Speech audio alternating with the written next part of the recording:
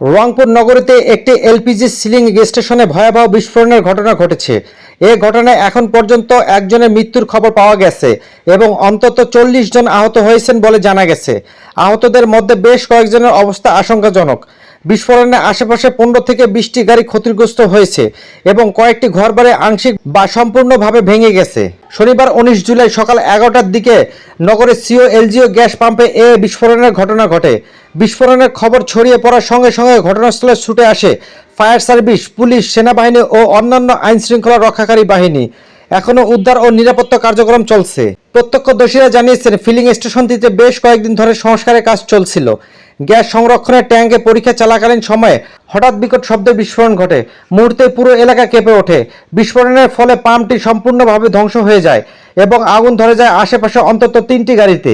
এছাড়া আশপাশের বাড়িঘর, দোকানপাট ও গাছপালা ক্ষতিগ্রস্ত হয়। ফায়ার সার্ভিসের কর্মকর্তারা জানিয়েছেন, বিস্ফোরণের কারণ খতিয়ে দেখা হচ্ছে। প্রাথমিকভাবে ধারণা করা হচ্ছে, গ্যাস ট্যাঙ্কে গাফিলতি বা কারিগরি ত্রুটি থেকেই এই বিস্ফোরণের ঘটনা ঘটতে পারে। এই ঘটনায় স্থানীয়দের মধ্যে চরম আতঙ্ক বিরাজ করছে। আহতদের দ্রুত চিকিৎসা এবং আশেপাশের এলাকাকে নিরাপদ করার লক্ষ্যে কাজ করছে সংশ্লিষ্ট কর্তৃপক্ষ। উল্লেখ্য, এই ঘটনায় হতাহতের সংখ্যা আরও বাড়তে পারে বলে আশঙ্কা করা হচ্ছে। শ্যাম চৌধুরী, ক্রাইম নিউজ।